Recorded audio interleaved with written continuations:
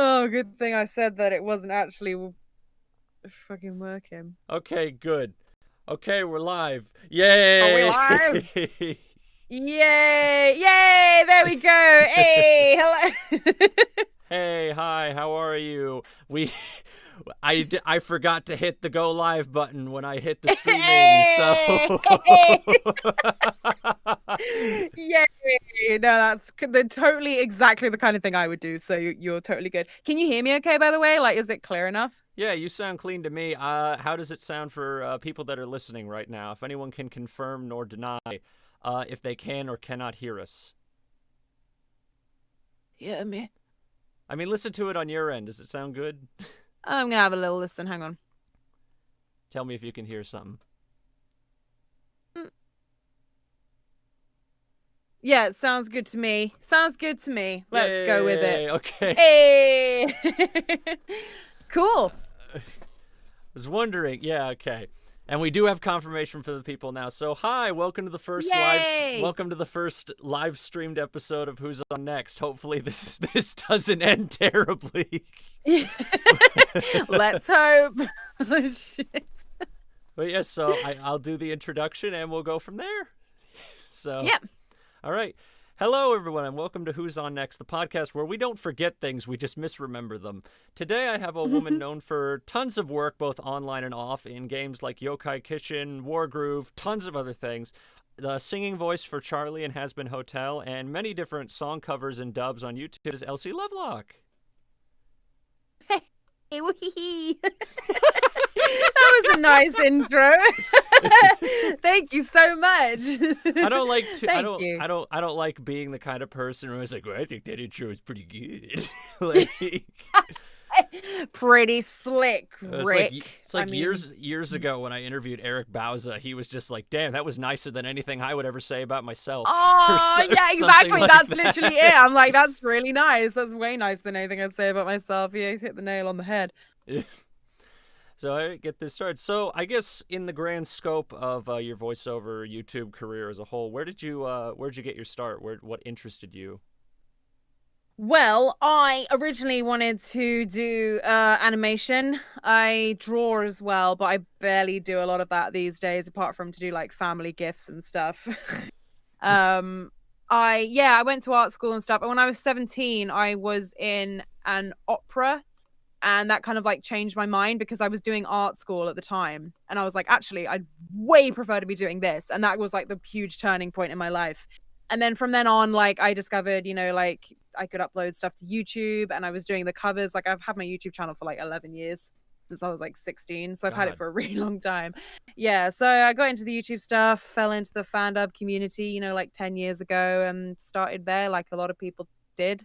And then I actually like thought I'll go full on voiceover in like 2015. And then stuff really started picking up in like early 2018. So it's like, it's been really good. Like, I've done stage stuff for like over the span of 10 years.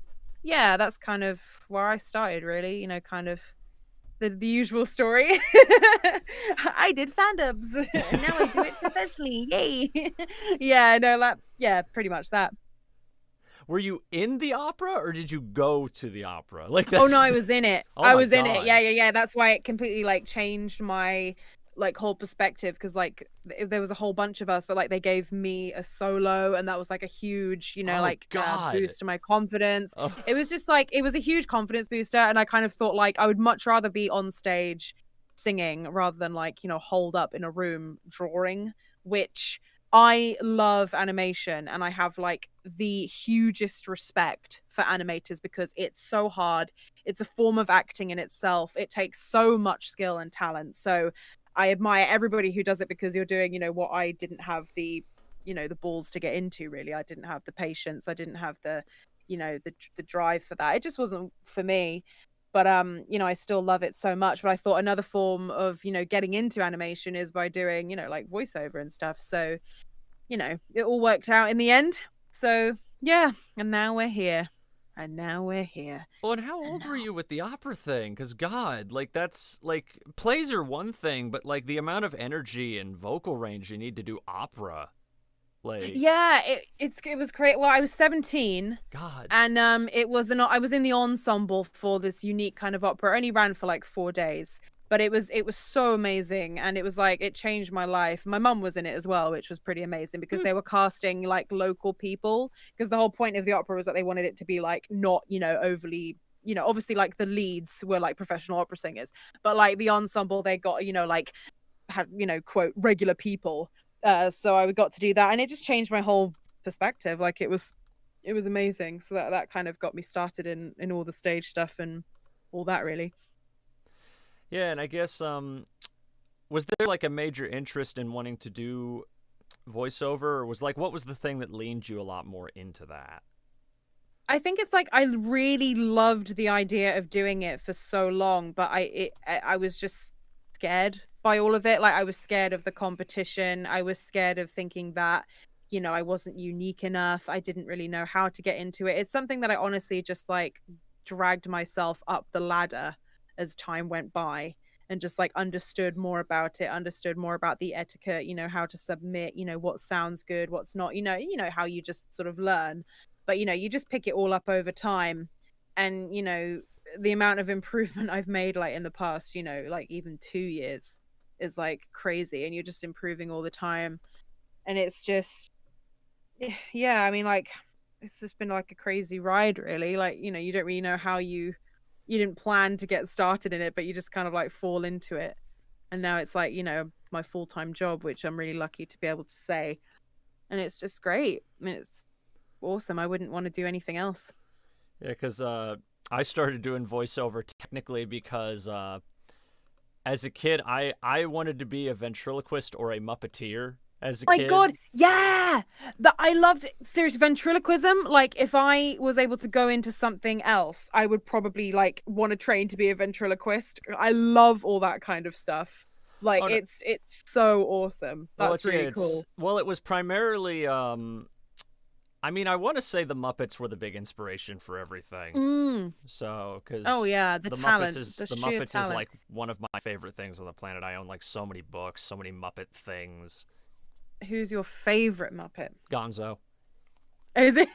Yeah. I love Gonzo as well. What's your favorite Muppet movie? Oh, Treasure Island. Treasure Island. Me too. Why'd that take me the so correct long? answer. That shouldn't have taken me that shouldn't have even taken me like 3 seconds. When you're a big fan.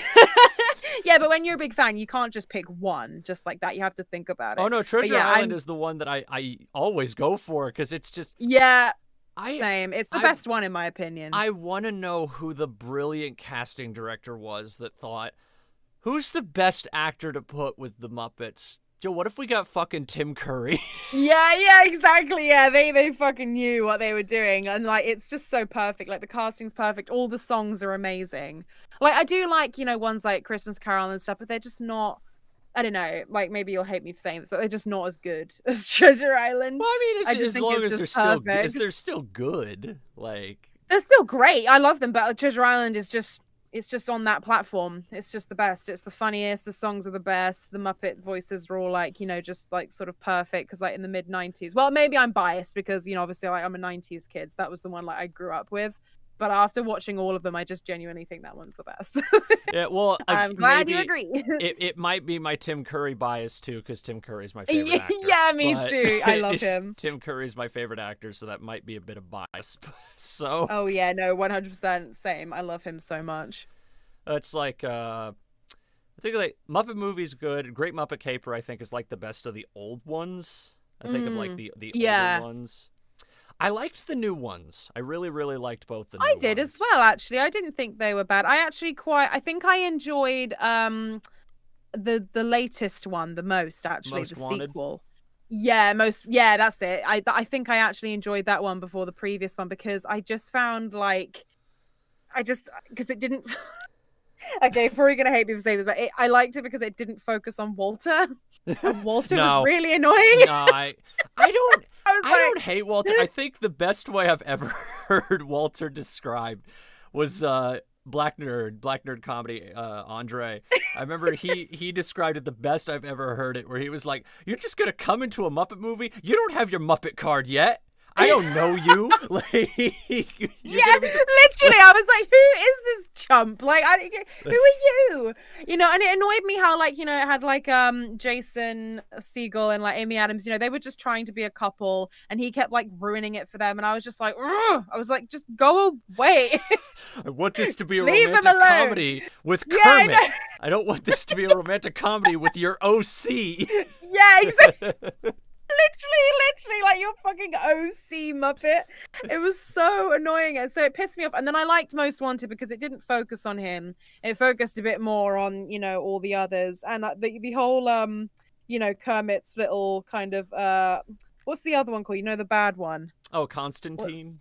Constantine. I thought that was all really funny. Like, you know, just like, you know, the Kermit, your frog, you know, like that made me laugh. All that shit. Yeah. I loved it. I thought it was great. I remember I saw it at the cinema when it came out as well, and that was, was really funny. That comes full circle given the Matt Vogel interview I did like a couple weeks ago. So really? Oh yeah. Oh, that's awesome. Yeah.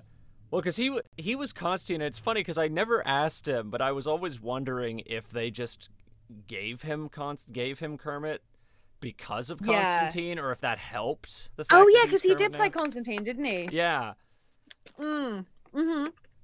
Sorry, I just had some water. I love how we've just been talking about the Muppets for the past 5 minutes. Oh no, if you get me to talk about the Muppets, I will talk about the Muppets. Oh yeah. Oh god, yeah, no, that's totally like, if you're a fan of something, then talk about it. Go ahead. Like, they're awesome.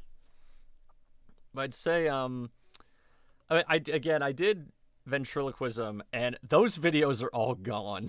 I deleted all of those. Oh, did you? Yeah, no, well, I was 13. I think it's so cool. I was 13 at the time, and oh my goodness, a lot of them were improv, or they were scripts that I wrote, and I just remember I think I got to a point I was like 16 or 17, and it was around the time I was like sophomore in high school, and I just kind of went, I need to get rid of these. No, I think honestly, like I said earlier, like if I wasn't doing what I'm doing now, and I just had like a random career that I would want to get into, then I definitely want to train to be a ventriloquist. Sorry, I'm yawning, not because I'm bored, because I'm tired. I got up really early, so I'm just gonna yawn out.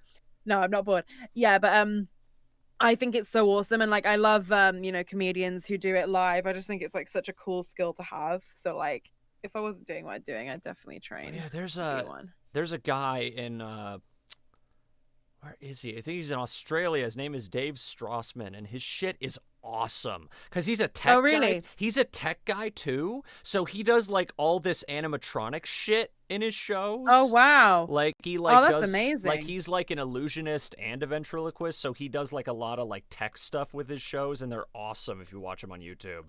Oh, that's cool. I'll check him out after this because I love it. I think it's so cool. Yeah, I guess with the next question, this is actually something I like asking voice actors. I think this is really cool.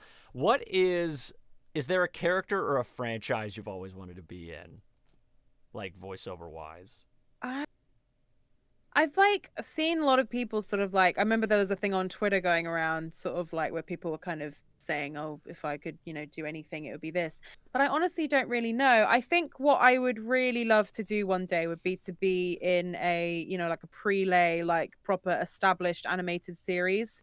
Because like I've done lots of dubbing before, and I've done like, you know, lots of indie animations, which is great. You know, I'm really glad that I'm able to do them. I would just love to, you know, go into a studio and have a character that's like, you know, completely my own, that, you know, only I could do, you know, sort of thing. Like I've been cast because I was the one who gave them their voice, you know.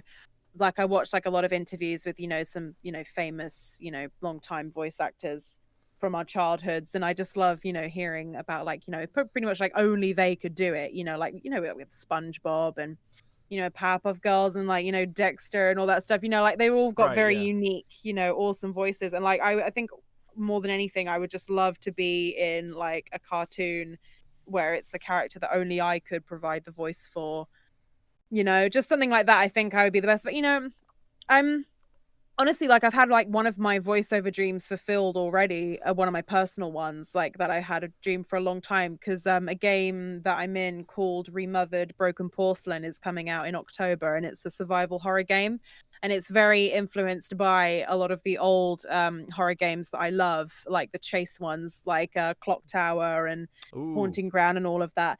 And it's very much like, you know, sort of inspired by them, and I play like the protagonist, and I've always wanted to play the protagonist, like one of these girls in like a terrible situation, you know, like running from, you know, murderous The psychos. what's the term in horror? Was it the last girl? First Yeah, girl? like the final girl. Final girl, final girl. I Yeah, couldn't yeah, remember what it yeah, like a was. yeah, exactly, that's it, like a final girl kind of character.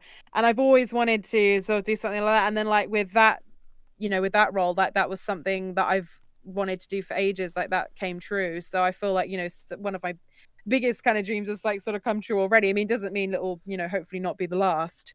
But that was like, you know, that's really awesome for me personally. But yeah, I think like in answer to that question briefly is probably what I said before. You know, I just wish that I could voice in like a prelay animated series and have a, you know, character that only I can do and that I bring life to. I think what I find crazy is when I hear about shows like that, and that was like their first job, or like I know, one of yeah, their I first know. Oh jobs. my god, it's so like how? Like it's frustrating sometimes being in the UK because like we do have obviously voiceover Yeah, stuff over there's a lot here of and we there's an original animation, but it doesn't really carry yeah, over to the States but very yeah, often. that's what I mean. Like it's either something that's kind of either unique to here or you know, it's like a game or something, you know, but it's like anime isn't done over here, full stop, like period. You know, not that anime is like the massive goal for Yeah, me. Like, you know, I've done like anime stuff before, but it's just like, you know, we don't have, you know, like the leading animation, you know, it's all done in like yeah. LA pretty Anime much. dubbing in the UK, as far as I know, is very, very uncommon now. Because I think it was more common in Oh, like the it's late basically not 90s. done. Yeah, it was Yeah, like a it's thing it's in like not done. Like early. there's no like yeah, no, you're right. Yeah, There's no like definitive anime studio over here anymore at all. The only case that anime ever really gets dubbed in the UK is when there's like a Ghibli movie that's been dubbed over here. Like I think there was a UK dub of Arrietty. yeah. Which is really There was the weird. I've never understood I that. know. I've It's really never weird because there understood. was like a US dub and a UK dub, and then I think Ruby and the Witch's Flower Yeah, that had a UK yeah, dub, that was and that was completely UK. yeah, that was like completely UK accents and it was amazing. Like I love British accents in anime because it's just like rarely ever heard. Like when you hear it, it's like, oh my god, that's you know, like Howl's Moving Castle. Like, you know, they Right, had yeah. like you know, some English actors in that and it just sounds so brilliant. It's just yeah, it's just weird. Like it's just not done over here. And you know, I've always kind of thought like, you know, do I want to move to LA? And I think like maybe one day, but at the same time, you know, I've got so much to think about here and like all my family's here and you know, it's just it would be such a huge decision that I just don't think I can even fathom thinking about it yet. And you know, you got like visa to sort out and stuff. So it's like yeah, it's just difficult because Well, you yeah, know, and you want to be over there. I have a friend who wanted to move to Canada from the UK, and he said like his visa they wouldn't even consider it for like 3 years or something like that. Like it was Oh like a long god. time. Like What, from UK to Canada? yeah, it was really weird how complicated What he said it the was. That's what I Yeah, mean. Like it's absolutely ridiculous. Like they make it so impossible. Like there's a family member of mine, his partner's from Sri Lanka, and she was over in the UK on like some kind of visa. I can't remember which one. And they were there and she couldn't come back to the UK and she had two kids and they're both like British citizens. yeah. Citizens, sorry, I couldn't I've say that word. heard of like And it was weird like stories like that. that's what I mean. It's Yeah, like how much more fucking reason do you want to keep these people out of the country that they're trying to get into? Like their kids are here and their partners here. Like they've lived here for you know, what is the deal? Like it's so stupid. Like all that visa stuff. I just think it's ridiculous sometimes. But yeah, I mean, I don't know what it's like to move, you know, move to America, you know, on like that kind of visa. It's just all crazy. Maybe one day, but who knows? But yeah, I mean, it'd be cool to be there just because like all the work is out there, which is pretty much, I guess, the only reason why everyone, you know, kind of moves out there. But yeah. yeah. Because I think with the talking about British animation, I think it's like the one mainstream company that I can think of from the UK is Aardman. That's probably about it. Like, Well, animation. Yeah. for the UK I'm at trying to think, least. because I'm trying to think if there's like a UK division of like another animation studio. I can't think off the top of my head. But yeah, Aardman is like the, 100% like completely unique, like British, animation studio, which is cool. We got to have something. But I mean, still. I love Aardman. I can't I'm not like I Oh would yeah, and never me say too. anything bad God, about yeah, I them. grew up, with Wallace and Gromit and like Chicken Run and I love that like weird shit. Like the really I weird know shit. it's Like so good. I seriously like one of my favorite animated films is Yellow Submarine from that's a great movie. 1968, the Beatles one. It's my like in my top 5 favorite movies of all time. Like it's so unique. I love stuff that's like unique for its time. And that movie is just like something that's so unique for the time period. Like you could never recreate that now. And I think they tried to remake it. Like they have like talks in the works that they were going to try and There remake it like a while ago, but they there was didn't going to bother in be the end. a motion capture Robert Zemeckis made Yellow Submarine That's it. That's movie. it. Yeah. Yeah, and then they gave up on it, and I was like, "Thank God," because that would have been a flaming Oh, disaster. there's a lot of concept art for it online if you actually look it Is up. there really? I don't think I've Yeah. actually seen it. Hang on, Blue I'm gonna have Meanie. a quick look. I could find it right now. Ew. I could show Wait, you. yeah, send me. I don't know where to find. I don't think I actually ever saw any, but I was just really glad that they gave up on it because that movie is like my favorite, like one of my favorites of all time. And I was like, please, just don't fucking bother. Oh, where is it? I'm trying. Just Oh don't God, I bother. found it. I found it. Oh shit. Yeah, this is I'm putting it in the chat here. Yeah. I wanna see. On the Discord chat. This Oh, is what Jesus this Christ, was I'm what the bracing blue myself. meanie was gonna look like. Oh no! Oh, God. Oh no! Oh my God, that's so horrible! What the fuck? I'm so glad they didn't make that. Oh my God! Why does he look like the fucking guy from Seinfeld? Like, oh my God, he does. Looks like George Costanza and like some. Oh my Jesus! Oh, he does look like George Costanza. Oh my God! Yeah, literally, like, oh my days. I'm putting- so glad they. Oh my God, I'm putting that's that. horrific. I'm putting that in the stream chat for people that that want to see it. There you go. Oh my God. Because I remember they announced Ooh. the cast. I actually didn't mind. I think it was like Carrie Elways was gonna play one of them. Yeah, they had some good people on board, but that's what I mean. Like, you can't recreate stuff that's so stuck in its original time period. Well, no, that's strictly late 60s, early 70s. Like, yeah, exactly. It's like 60s psychedelic, at its finest. You can't fucking remake that.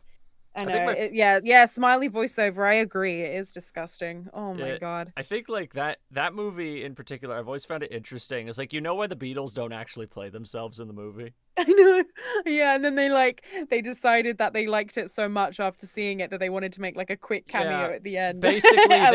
It was something like they were sick of their film contract or something like that, and they hated the American Beatles cartoon that was running at the time. Oh yeah, that's it. Yeah, so they like refused. And they were like, nah, we don't want to do it. No. And then they saw it. I think they saw like 30 minutes of it and they were like, oh, this is fucking awesome. We want to be in this. But I want to be in this. They already recorded all the dialogue, so they were like, okay, we'll film something at the end of the movie. Like something like that. Well, I think that technically counted for their contract because they did appear in the movie at the end, so they could technically count that as one of their movies. Yeah, exactly. I'm glad they did because the cameo at the end is really funny. But yeah, I mean, that movie is just like one of my favorites of all time. Oh, I love it so much. I love animation. Like, that's the thing, that there's so many different mediums and like different, different things. I was watching actually, sorry, I'm going off an animation tangent. I was watching this Japanese sorry, the latest comment in the chat. Looks Which like one? Megamind's Runaway Dad. Oh, yeah, Megamind's Runaway Dad, yeah. I was watching this Japanese movie the other day from like 1981 called The Legend of Sirius. Sirius, like Sirius Black. And it's like its other name is The Sea Prince and the Fire Child. And it's like old, like very early anime, but it's like so pretty. And like I just love discovering all like, these anime and like animated movies in general, you know, that you wouldn't have heard of from like, you know, way back when. It's just like, ugh. And like Rock and Rule, I was watching that the other day, which I love so that's a much. movie that's not a great movie in my opinion, but it's worth watching to me just because the animation of that movie is so good. It's so good. And the music. I think the problem with that film is that they had too much ambition, but they didn't pull it off properly with the writing or the you know, like the voice acting's all right. I think, you know, the only one that I think is really good acting wise, Don Franks is I forget the bad guy's name. Yeah, no, he's brilliant, and the woman who plays Angel is also really good. Like, you can tell that she got some, you know, kind of wacky lines and she pulled them off really well.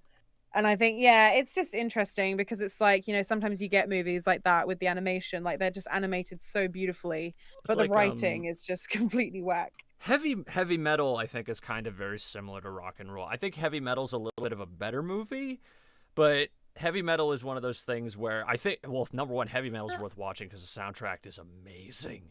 I think I'm going to look it up because I'm not sure if I've seen that one before. 1981. Yeah, it's an anthology film based on a famous magazine. I've heard of this. Yep. It's like Black Sabbath and Dio and Blue Oyster Cult and Sammy Hagar. It's like every big rock band at the time like did the soundtrack or did songs for it. Oh, wow, that's amazing. I'm just looking it up now. Yeah, and there was a shitty sequel like 20 years ago. Like because they wanted to make another one, and I think that like it went through such bad development hell that they just dropped it on straight to DVD or something like that. As often happens with these. I'm just looking it up now. Yeah, that looks really interesting. I might check that out. Well, it's like I think Love, Death, and Robots. Have you seen that on Netflix? Oh yeah, I've seen a few of them. I loved the one. I haven't watched too many of them, but I loved the one with like those people protecting their farm from like the alien invasion. And then, I want that to be a game. Like, I know. I want that to be a show. Like I'd watch that. Like that looks like some XCOM like type video game or something like that. Like yeah, it would be amazing. Like I loved that so much. My favorite is Three Robots, like the robots walking around the apocalyptic town. Like that one's really good as well. Yeah, that one's brilliant. Yeah, but that was gonna be like a heavy metal movie, apparently. And was it? Yeah, that was gonna be a heavy metal film, and I guess it was something like a rights problem or something like that, so they just decided, fuck it, we'll turn it into a TV show because we already have all this stuff. So yeah, no, exactly. No, you're completely right. Like, oh, sorry, I just bashed the microphone. Yeah, no, that I completely sorry. I moved my hand and just fucking bashed it. It didn't pick up. Oh, you didn't hear it? Yeah, I didn't hear it. Oh, okay, good. Thank God. But yeah, no, I'll definitely check out Heavy Metal though. Sorry, I went on like a massive tangent about like animated movies. What was the next question? Sorry. Yeah. So I guess because Hazbin is a very big thing right now, a very, very big thing. So yeah, Jesus Christ. I'm curious, how does the process work for because you were the singing voice for Charlie. Now, I forget because I auditioned for Hazbin, but I don't remember if there was a singing audition for some characters or not. Well, what happened was they did, as you know, they did the casting public for the voices. Right. Yeah.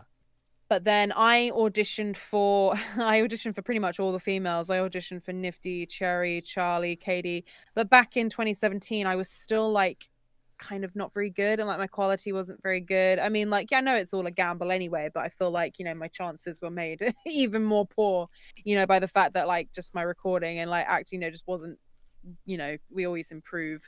So it obviously wasn't as good as it is now. Like, I'm way more aware of things now. So I think they probably heard them and were like, oh, Jesus, what's this crap? But then I think I got an email like a little bit afterwards. I think it was from Viv. Maybe Viv or Dave. It might have been Viv, saying that they were looking for Charlie's singing voice. And obviously, like back then, I didn't realize that it was going to be as big as it is. But I did kind of think, oh, it is going to be like quite a big deal. I have to try really hard with this. So I sent loads of samples of like my singing, because, you know, it was like the influences that she's like very sort of Disney princess, and I was like, oh my God, perfect. Like literally my whole channel for 10 years has been Disney covers. So I was like, well, here you fucking go. Here's like my entire channel, you know, I've got like 200 plus covers, to choose from. So, it was really nice of them that they let me, I think, yes. So I think they gave me Chasing Rainbows, which is the song that she sings in the beginning first. So I did like a sample of that, and I did it like really operatic for some Oh. reason. I think I was just probably trying to show off a little bit. And then after that, they gave me a song. I think it was a song by Parry Grip, because obviously he wrote Inside of Every Demon is a Right. Rainbow. So they both basically just needed to, hear that I could sing both songs, because obviously Side of Every Demon is very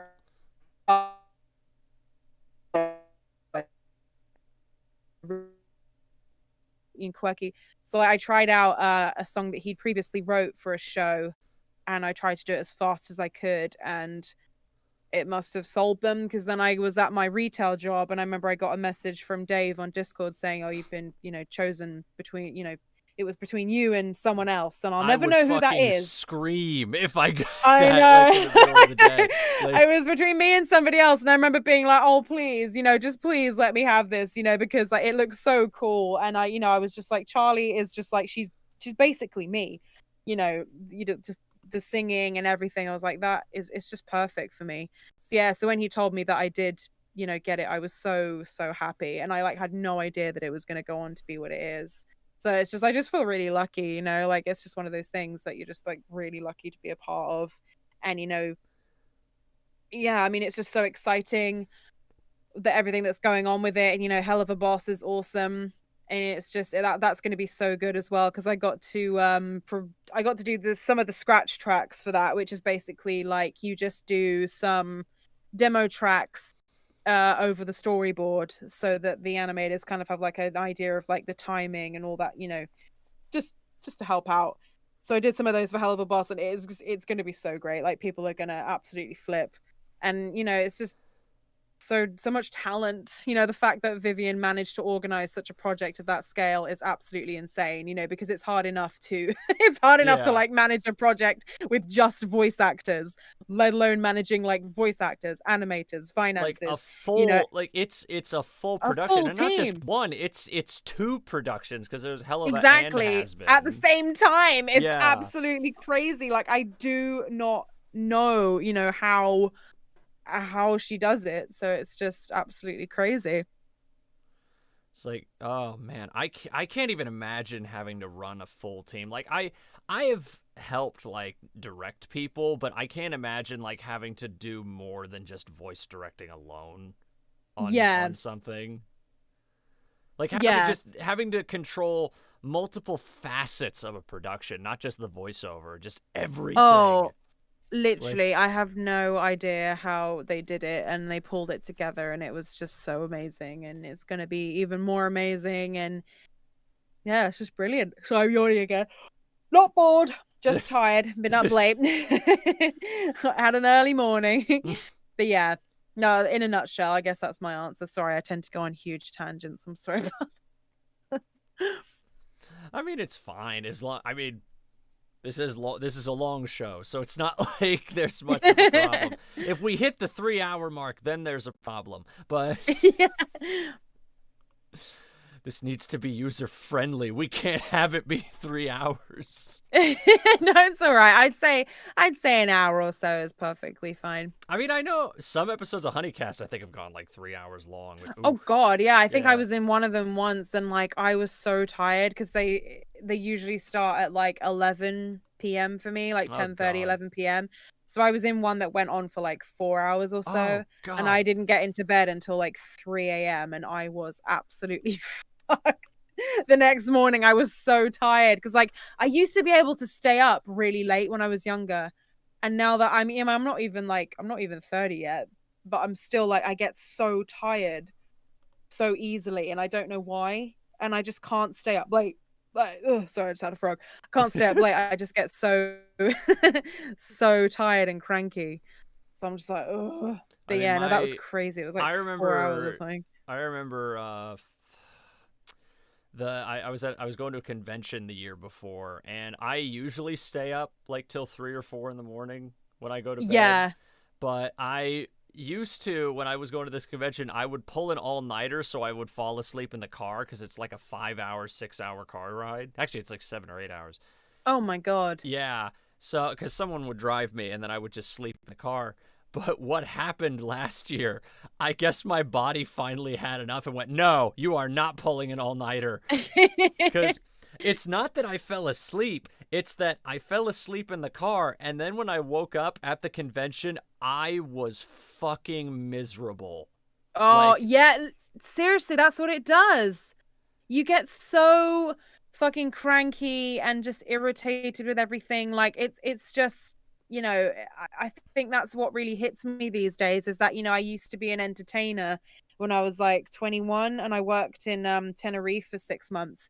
And I used to go like out partying and I'd be up till like 5, 6 in the morning and then I'd go home and then like get up at like 8:30 to go to work. And for some reason, like I was able to do that. Oh God. But like I could not do that anymore. Yeah, I couldn't do that anymore. Absolutely not. It's like it wasn't even that I was like mad or cranky. It's like my guts were fucked up for like 2 hours. You feel sick. Yeah. And it's awful. You feel really bad. It's like when you travel and you like go on a flight and you get barely any sleep and then you land and you don't even know like what fucking like dimension you're in. Have you ever fallen asleep on the plane and wake up still on the plane? That shit's fucking weird. Oh God, yeah, I do that. I can't sleep on planes very well at all unless I'm actually passing out from exhaustion. So I often only get like oh yeah, no, same. I often only get like an hour's max sleep on a plane. Like I wake up and I feel awful. I took like a nap on a plane once. I was flying back from Arizona or something like a few years ago. I woke up on the plane and I had to like really think for like 5 seconds where I was. Like I was like, yeah, literally. You're like, what fucking dimension am I in right now? No, yeah, it was like the combination of being like lightheaded up in the air and waking up from a nap, and you're usually already groggy if you wake up from a nap sometimes. So I was just like, what the fuck happened? I know. Where am I? Like, literally, I think the worst was when I went to Australia and like we landed at like we took 7-hour flight to Dubai and then it was a 14-hour flight from Dubai to Australia. God. And then we landed in Sydney at like 5 a.m. and we all sort of like stumbled out of the airport and we were like, where the fuck are we? Like, what is fucking going on? What time is it? Where am I? Who are you?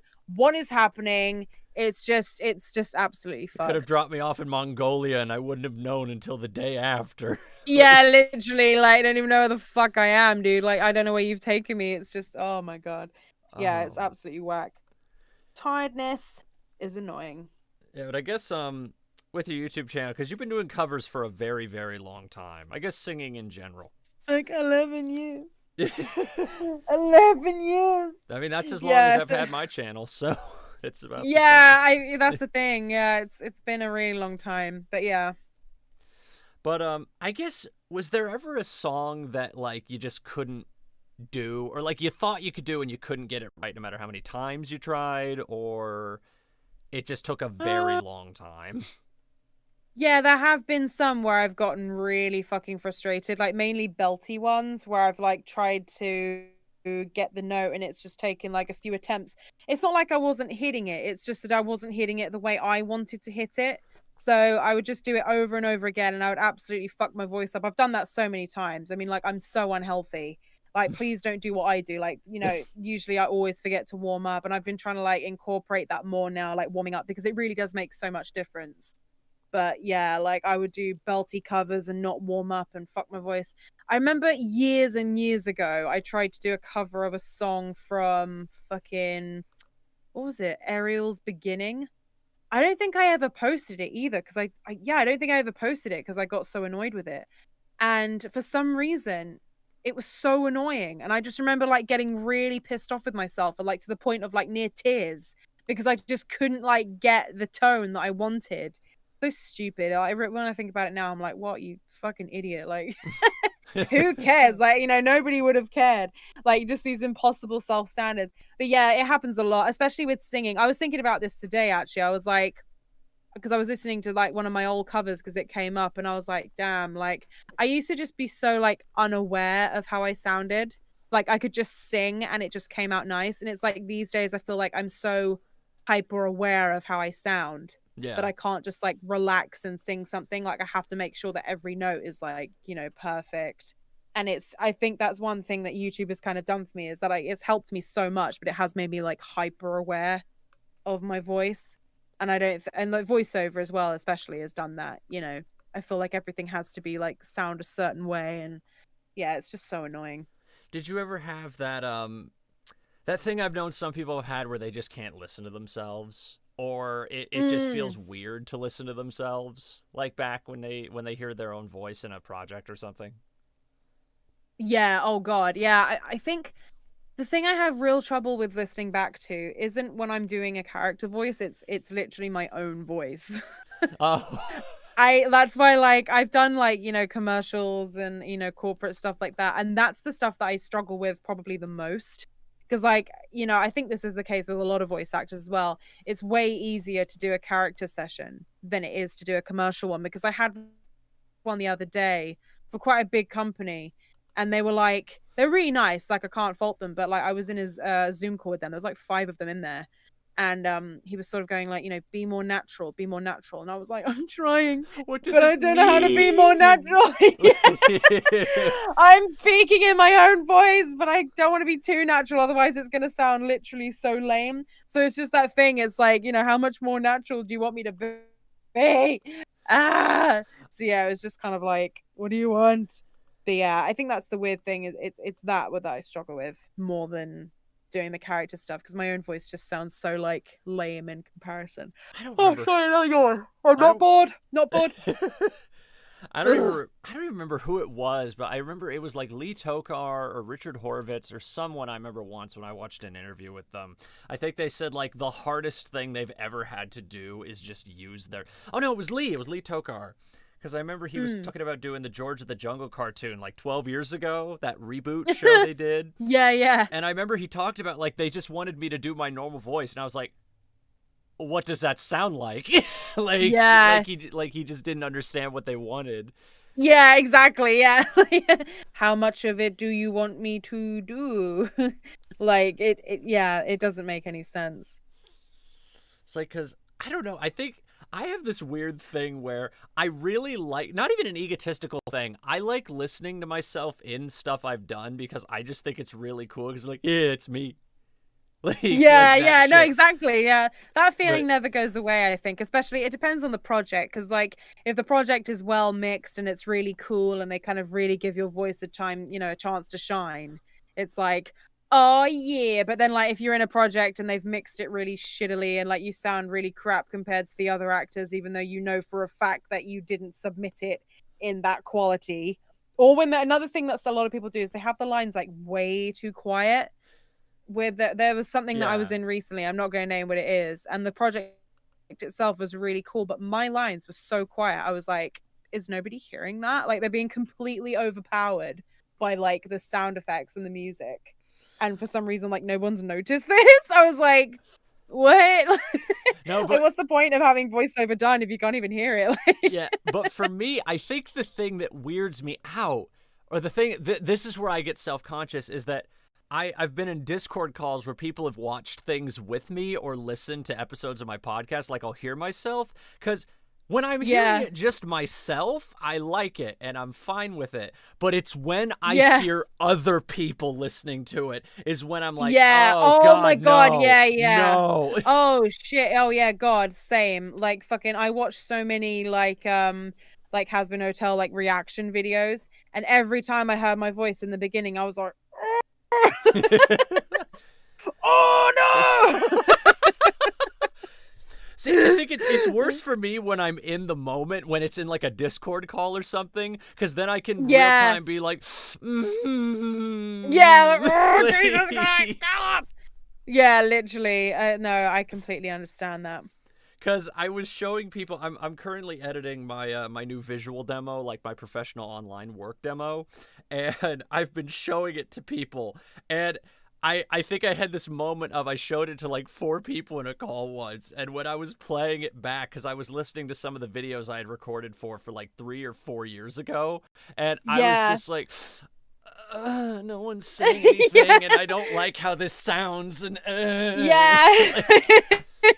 I can edit this for like 20. I can edit this for like 20 minutes and be fine with it, but the second I show it to someone. Yeah, exactly. As soon as you listen to it with somebody else, it's like, oh, Jesus Christ. It sounds horrible. I completely understand that. Maybe go back into my shell like the anxiety-ridden turtle that I am. Like, just let me hide. Oh, God, yeah, no, I feel that.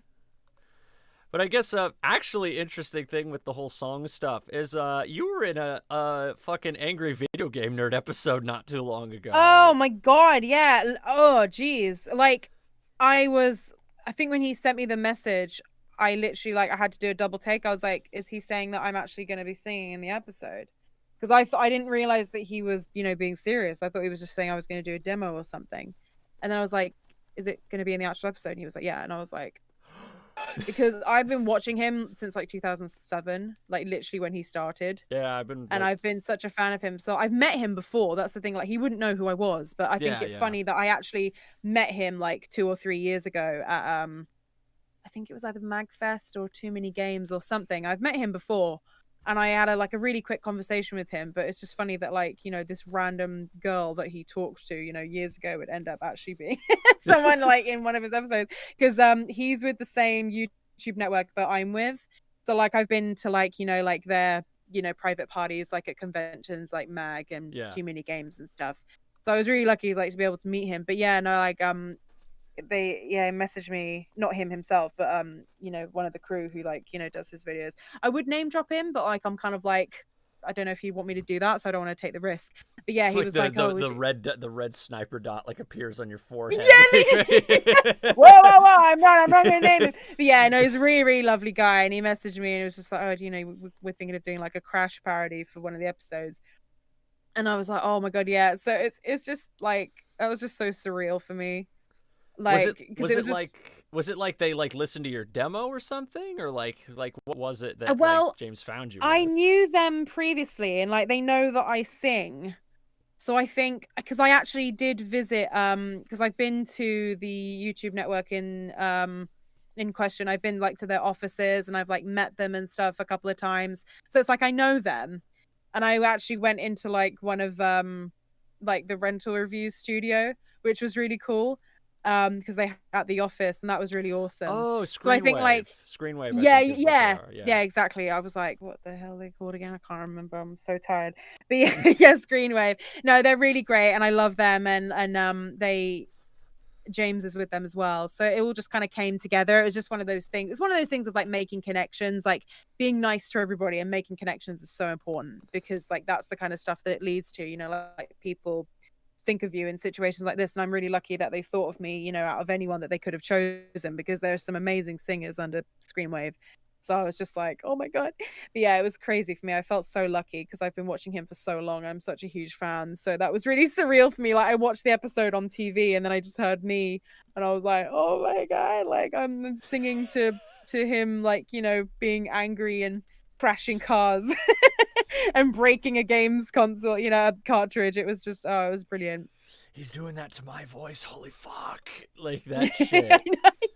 Literally, yeah. I was like, I'm singing while he ruins shit. It's amazing. I think it was, it was just really surreal when I heard that, because I actually found out you were in it before your part showed up when I was watching it. Because really? Yeah, no, I was reading the description or something like that, and I think I was just going through trying to find something, and I just saw your name listed before your part even came up. I was like, did I miss a part? Like, I thought I missed something for a second or something. Like, I was like... I know, it was like that with me. I was like, oh my God, it's absolutely crazy. It's just crazy. I feel really fortunate. Despite all the crap that this year has thrown at me, there's some good stuff coming, and I'm lucky, I've had some really good auditions, come up and stuff. And like, whether I get them or not, I probably won't, but there are some positives, and I think it's just, you gotta find the positives among so many negatives, and it just keeps me going. Oh yeah, it's like this year was like oh man, I don't even remember. I think I went on like a binge of not recording for like 6 months or something like that, like last year, something like that, like late last year. You needed a rest, or? I think I was just so, well, the combination of everything that's happened this year, but yeah, it was that. Oh no, of course. Yeah. I only recently, in like the last, I think, month, month and a half, started recording, auditioning for stuff again. Because I think it was just, I don't know, I was just getting very discouraged. I wasn't getting work. Oh And God, no, yeah. I know the feeling so much. Yeah. Yeah, it's a double-edged sword is what I call it. It's like a riddle. It's like, well, you got to keep auditioning or you're not going to get work. Yeah, but not getting work is why I'm not auditioning. But like Yeah, I know that. it, That's the thing, is like that's the struggle. Like I was saying the other day, like to my dad, I was like, I'm so fucking burnt out. Like I'm really lucky that I've got lots on my plate at the moment. Like I'm so lucky that I have lots to do. But at the same time, it's like I feel like I can't ever take a break or go anywhere. Like I went to Wales last week for like only a couple of days, but you would have thought that I'd gone away for like 2 weeks, you know? Like there's just so much that needed to be done when I came back, and then I was so tired and I just wanted a little break. And it's just like, you know, you can never you always have to be on it. Otherwise, you know, you might miss an audition that has got a really tight deadline. Like, you know, I got a really cool audition come through yesterday, and the deadline's like Friday. yeah. And it's like literally like there's like a full day between, you know, and a lot of like the cool, or you know, the cool quote unquote auditions and projects, a lot of them have very short deadlines. And I think that's sort of one thing that kind of you know, stops me. And this did actually happen to me. I went somewhere a couple of years ago, and literally when I was on the train to go to the airport, I got an audition for like a really like popular thing. And I was like, are Ah. you fucking kidding me? Like I was literally on the train and the email came through and I was like, I'm not going to be back for like a week. And the deadline was like 2 days. I nearly cried because I mean, I sent an audition anyway. So I think, you know, but at the same time, it's like I would have loved to have auditioned with like my own equipment at home and not do it remotely on, you know, the crappy mic that I did it on. And I was just so devastated. You know, that it's that kind of thing. It's like you can't go anywhere without getting stuff. And, you know, I'm not like complaining because, you know, it's very, very fortunate that you get that stuff to begin with. But still, it's just you feel like you can't go anywhere. Like me and my boyfriend, like we want to go somewhere for like a week or so soon. And I'm like, I'm gonna bring the microphone because even though it's a relaxing thing, I'm like, I'm not doing that again, you know, like I don't want to miss out on, you know, even if I can just audition, that'll be fine. You know, even if I have to put work on hold, it's just like, ugh. I think that's the one thing that is like the downside of being really busy with this kind of thing, is that like you love it, you feel so lucky, but at the same time, it's like you cannot switch off. And that leads to kind of like this sort of burnout, and the fact that you also have to keep doing it and keep doing it in order to, you know, increase your chances of getting more work. It's just, you know, this sort of endless cycle. So yeah, I completely understand how that feels, and it is a struggle. You know, it is a struggle. And this year has just, I don't think anybody will blame you for not, you know, putting your all into it this year, because holy shit, you know, this year has been a fucking dumpster fire. It's the worst. So It's so nobody it's will blame you, you know, like it's a bad year when my grandparents, who are both in their 80s, say they've never seen a year like this in their life. Like, really, oh yeah. fucking hell. Yeah, exactly. Absolutely ridiculous. Ugh. It's like I was gonna say actually. Ooh. Oh, sorry, were you gonna say something? No, what were you gonna say? Oh, I was gonna say actually, I might only be able to probably do one more question or so, simply because my throat is really because speaking of working, because I've been recording since like 10 a.m. and like I'm my voice is just like so shot, so I don't want to sound like all tired, even though it's really nice talking to you and it's really fun.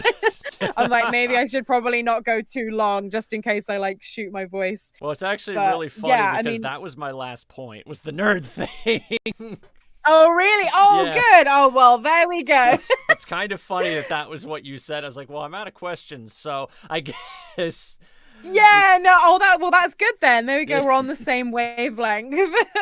Yeah, I guess. No, that's good. I mean, I guess last question before we wrap the stream up. I mean, is there any advice you'd want to give people that are interested in getting into music or voiceover, things like that? Yes. If you want to do it, literally just do it. like you will start off at the bottom, but if you keep going, you will get better. Like, I know that sounds really soppy, but like I literally started off 10 or 12 years ago recording my singing by standing behind a digital camera and filming the screen whilst I'd put the karaoke on YouTube, and then I stood behind the camera and then I'd sing to it. That was how I used to upload videos.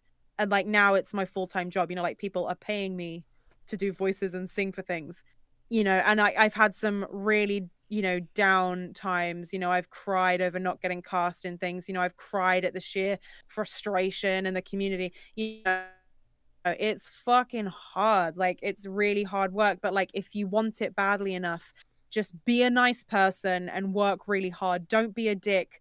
For God's sake, don't be a dick. Like, you know, the people, it's so ironic, you know, you see these people and they act like complete twats online, and then you see in their profile aspiring VA.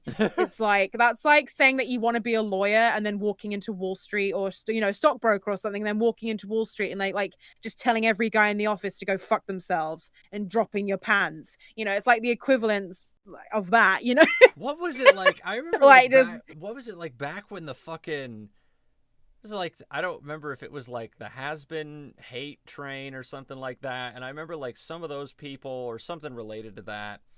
And I just remember there was like a tweet that got a lot of attention where someone said like, it's really funny to see people shit on big industry things or industry professionals only to read their bio and say aspiring animator or aspiring voice exactly actor. yeah Like, way to get into exactly what you want to do by the looks of things, by being a complete cock and, you know, bad mouthing all the people, you know. It's so important. Like when people say make connections, I can't get over how true that is. Like, you have to be nice to everybody, you know. No one's saying that you have to be like, you know, perfect smiles all the time, but if you feel like popping off, do it in private. You know? Go to your family or your friends or your partner, you know, don't pop off on the internet, you know, or insult the people that, you know, the people that you're trying to impress. Like, I think that's the really big problem, is that people don't know how to, you know, to vent to the right people. And I think when you're frustrated, like, don't go online and do it, for God's sake. Like, seriously, when I say just do it in private, you know, we're all human. We all get jealous. We all get angry.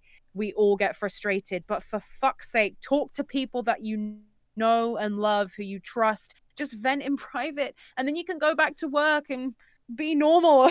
You know, it's like how they'd say, like, if like you know, a private Twitter account, like that's the other thing. yeah, or Like if you have to vent online, yeah, just do like a private one, or, you know, just talk to your friends and, like, you know, make a Discord server for like your best friends, which is what I've done. You know, like, I don't have a public server, but I've made one, like, it's only got like my trusted, dearest friends. Oh yeah, you know, I think everybody does that. They exactly make like a 10, do 15, it like 20 person. yeah, exactly, like a server. handful of people who are like closest to you, and just like use that as like your event thing. You know, don't go off at the people that you need to know and impress, you know, because it is all about connections. Just be a nice person. Be a nice person in life. Just be respectful to everybody, you know, until if they act like a dick to you, and then obviously don't. But, you know, just be nice.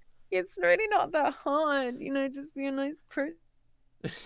So you can tell that this is something that I'm just kind of like, you know, inwardly frustrated with, people just popping off all the time. It's like, just don't do that. Oh my God. Yeah. So I'd say my final advice, somebody asked a question in the chat, My Chance to Dream. That's a great name, by the way. Is there a time limit? Like, is there an age where it's too late? No. Alan Rickman didn't get into acting until he was like 45. Yeah. So every time I think that I'm doing something too late, I just think of him. And there are a few other, you know, actors who didn't start until very late in life. Because I think the good thing about acting is that if you're good at it and you're, you know, you put the work in, there's always going to be a place for you. It's like with voice acting as well. Like, if you want to do it and you're upset that you missed out on one project, try and remember that, like, there's a constant stream of creatives, and there's a constant stream of companies making new games and new things, new animations. There's a spot for everybody. You know, you just have to make the connections to find the work and get the work, so people will recommend you. You know, like, half the work I get is from being recommended, you know, and people telling me about it. And you won't get that kind of stuff if you're not a nice person and you don't, you know, make the effort to, like, make friends and, you know, just be nice. So that's very long-winded advice. And you said, if you got any advice, and I just went blah blah blah. But in a nutshell, don't give up and just be nice to everybody. Don't be a dick. I think it reminds me of June Squibb, who was one of the actresses in Nebraska. Yes. She got an Oscar nomination for that. She was 84 when she did Exactly. that. And that was when she had her break. She's been acting since the early 90s, but she didn't get her big break until like 5-6 years ago. Exactly. Exactly. And she won an Oscar. So did she win it or did she get nominated? I think she was nominated. She might have won the Golden Globe. Oh, see, still getting nominated for an Oscar is a pretty big fucking deal. And, you know, that's what I mean. Don't give up. Keep going, because you never know. You never, ever, ever know. I gotta say also, thank you for doing this, and thank you for everybody that came to the first live stream.